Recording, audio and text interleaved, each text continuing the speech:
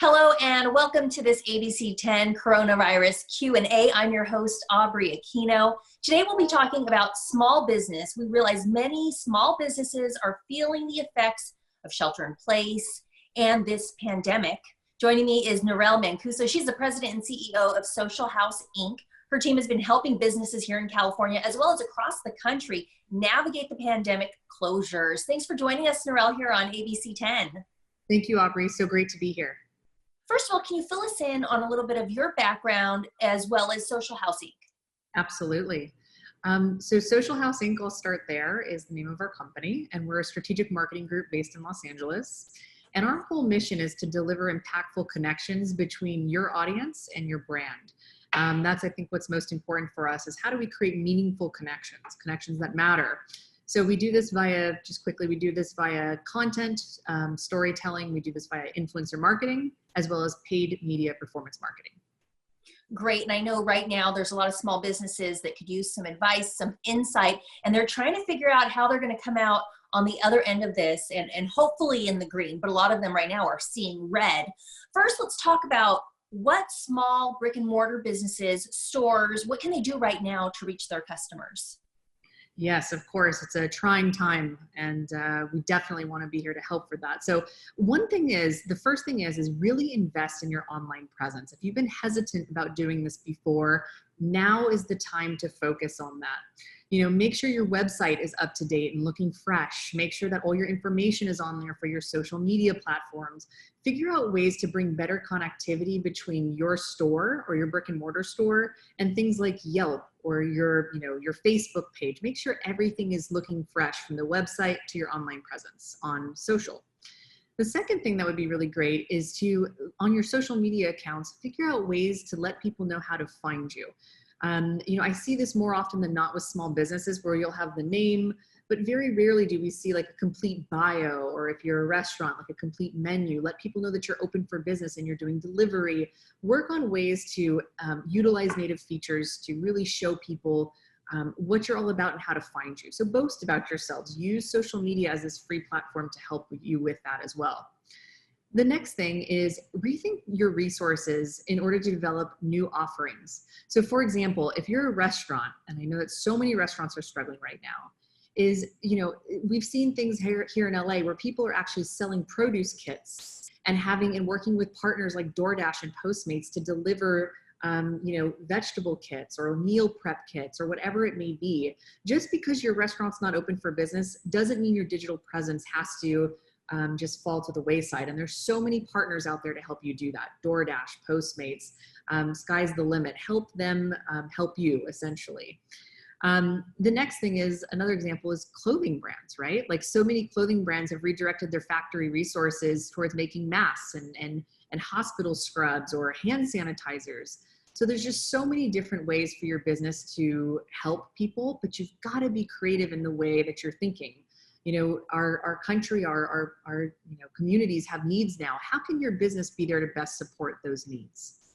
You make a lot of great points, especially with the digital presence, because I know for myself and my family, we are looking online because we don't really know who is open or if their hours have changed and what the rules are for where we may want to eat or shop. So you make a really good point about making sure that that is current and people can find you.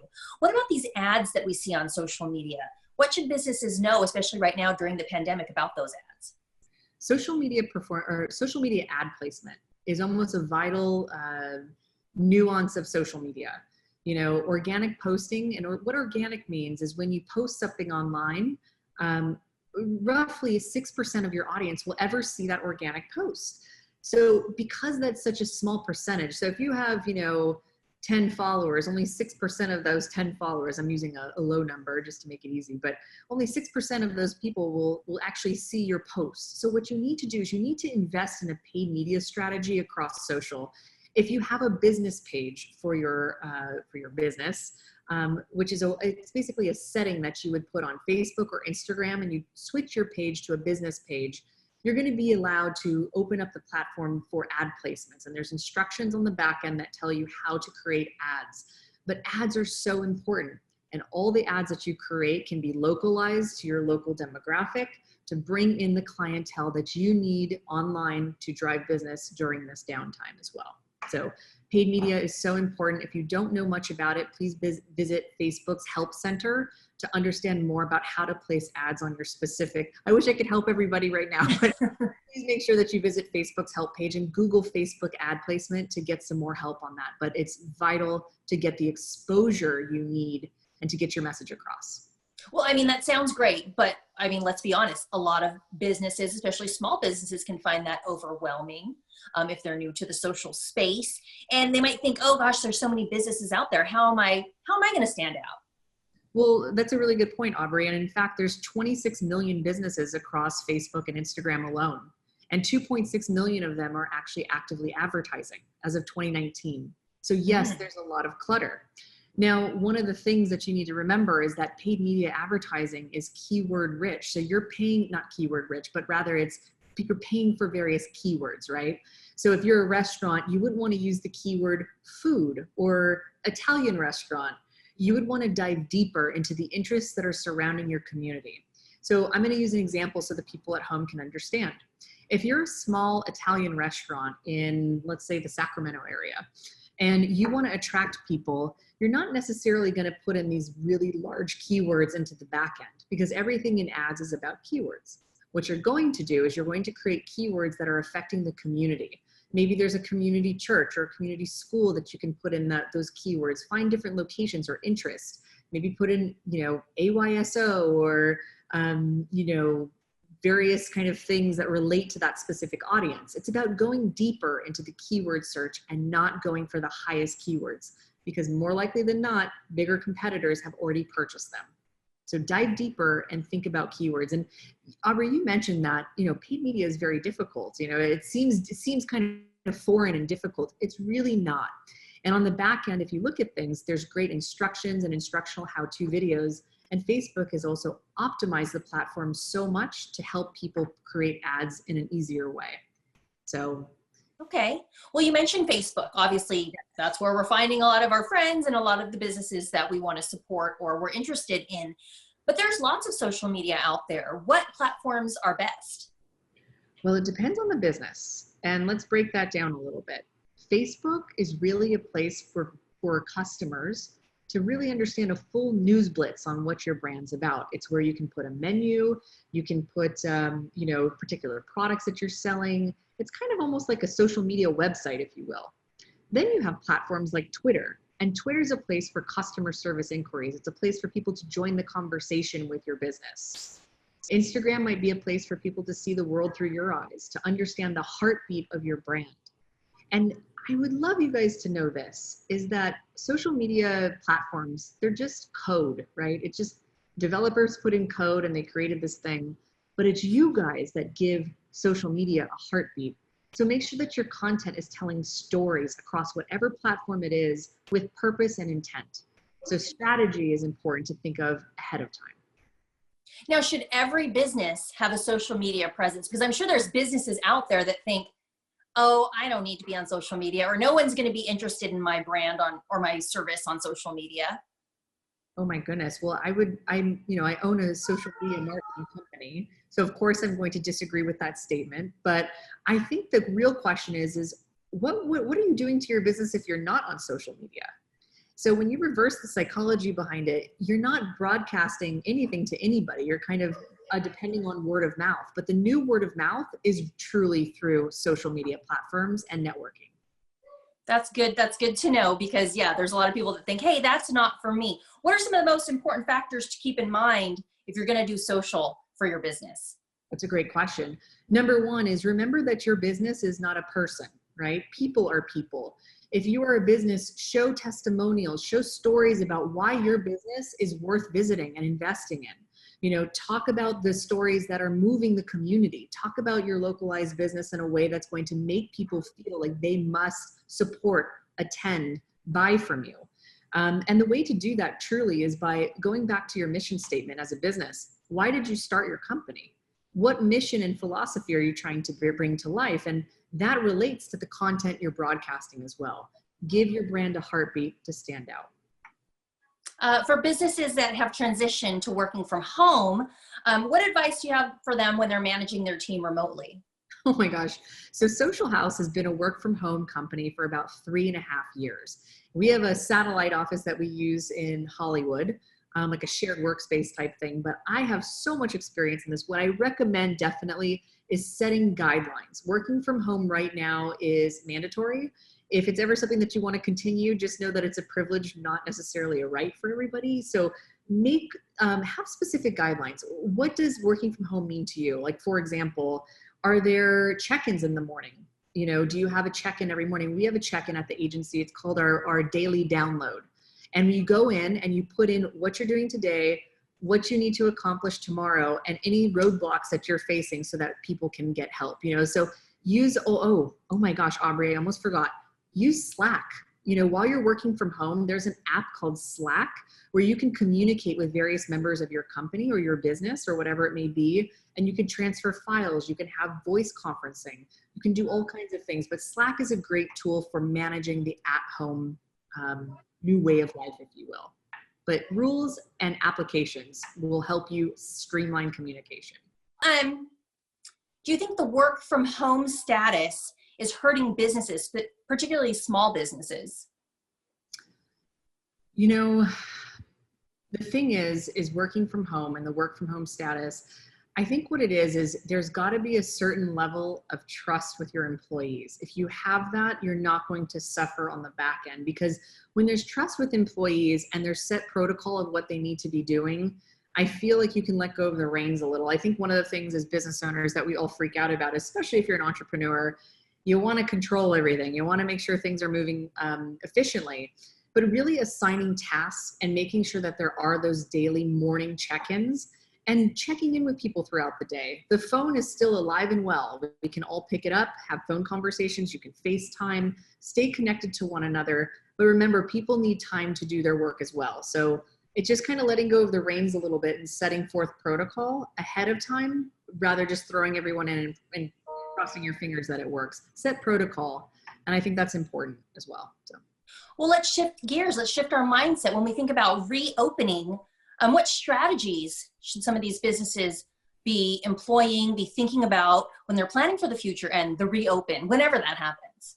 Absolutely. So it's so important that upon reentry, businesses are advertising or showcasing on social that they are taking the proper precautions to prepare their business for consumers to for their patrons to enter their facility or enter their business.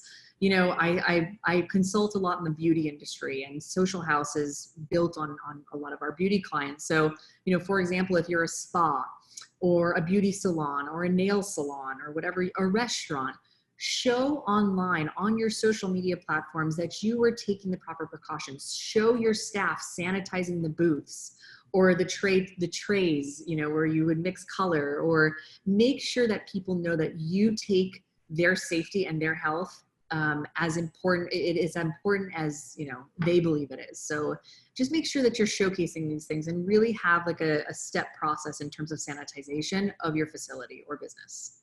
That's a good point, because right now the optics are pretty important and people are looking at what's being done because everybody's a little hypersensitive, or, you know, that much more worried about being safe, about being sanitary, about being clean. Any other useful tips you can talk about and offer when it comes to just navigating this pandemic? Yes, of course. I mean, there's obvious things like making sure that we're signing up for those small business loans. We've done that ourselves. There's so many things that also I think that you can be doing preemptively now versus waiting till when we get back to that reentry point, right? So thinking about different ways to pivot your business now.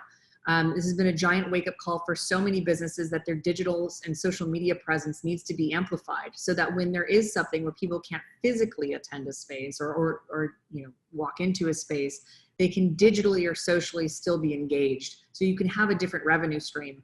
I like to find opportunity in crisis. And although I am not in any way downplaying what's going on, I do think that it's an important time for businesses to look within and figure out how to diversify various revenue streams of their business, so that when things like this do happen, again, there's a safety net there.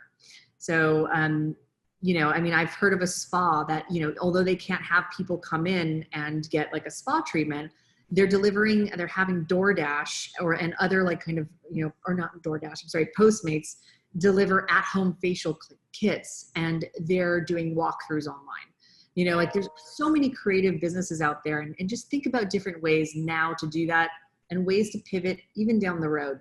Create that online presence and don't be afraid of it. Well, that is one thing I'm definitely enjoying, is seeing all the creative ways that businesses are finding to keep going, or even really just to, keep their clients happy. And speaking of those clients, how do you maintain that client base? A lot of places are adapting to new ways of doing things, and obviously they want to keep their core and hopefully attract new interest as well and keep going.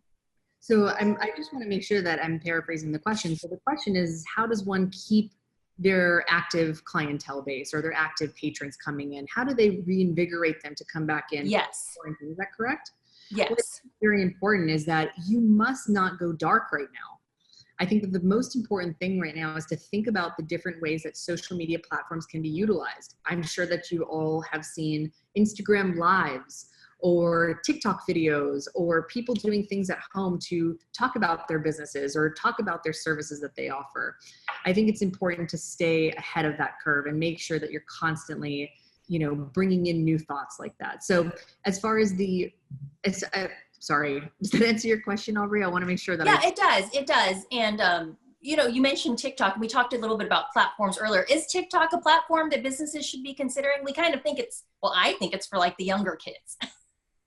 It's a great platform. And here's the thing with TikTok is that, yes, it does skew younger, but there are all types of businesses doing really creative things on there. I actually noticed that there was a pressure washing company, like people that pressure wash things. And wow. They were showcasing just like really kind of like oddly like relaxing videos of pressure washing. It was, but it's a company that's advertising themselves. I think that they were somewhere actually in the San Diego area, but people they had 70,000 views on their TikToks. Now, listen, I'm not saying that everybody should be on TikTok, but what I am saying is that there's different ways to utilize the platform to showcase what you do. So if you're scared of TikTok, know that it is for a younger audience, primarily Gen Z, but Gen X and Gen Y are also on it. It's just a little bit more balanced towards the younger demographic. So okay, well, that's something to think about for sure.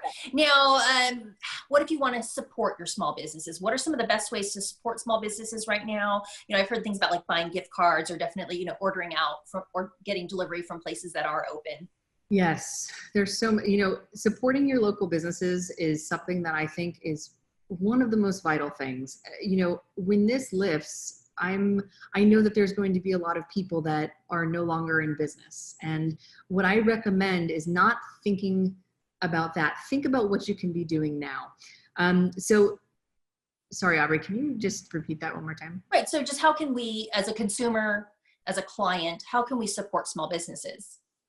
Okay, as a consumer and as a client, the way that you can support small businesses is by following them on Instagram, searching for their channels, calling them, see if they're still making deliveries. For example, restaurants. If you have a local nail salon, create ask them if you can buy a gift card. Find different ways to get ahead of it so that once this lifts, you can still get your service, but also you can give them that supplemental income right now that they're not getting.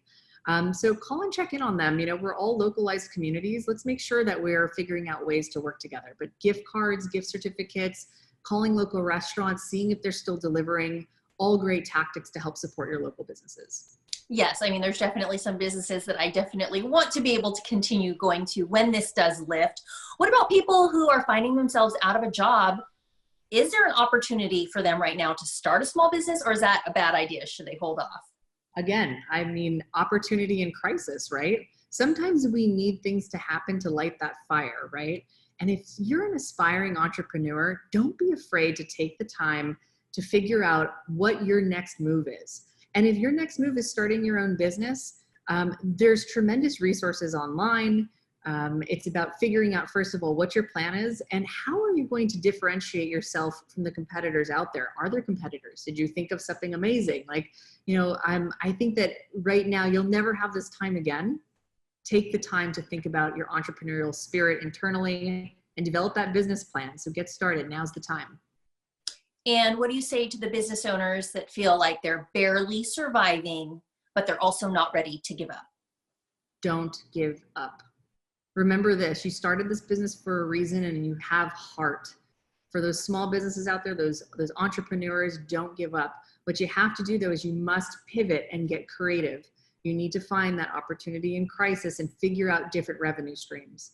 In the beginning of the interview, Aubrey, I mentioned upping your website, your digital presence. Use this to figure out how you want to speak about your brand and what you're going to do differently to make sure that your audiences feel the heart and soul of what your brand or your small business is all about. All right, Norel Mancuso of Social House Inc. I want to thank you so much for spending some time and you're really kind of diving into different aspects of what small businesses can do on social and digital, because I know there's a lot of people out there that are worried and really feeling the effects of the coronavirus and how it's affecting their business. So thank you so much for spending some time with us today here at ABC 10. Thank you, Aubrey. It was a pleasure being here. All right, thanks.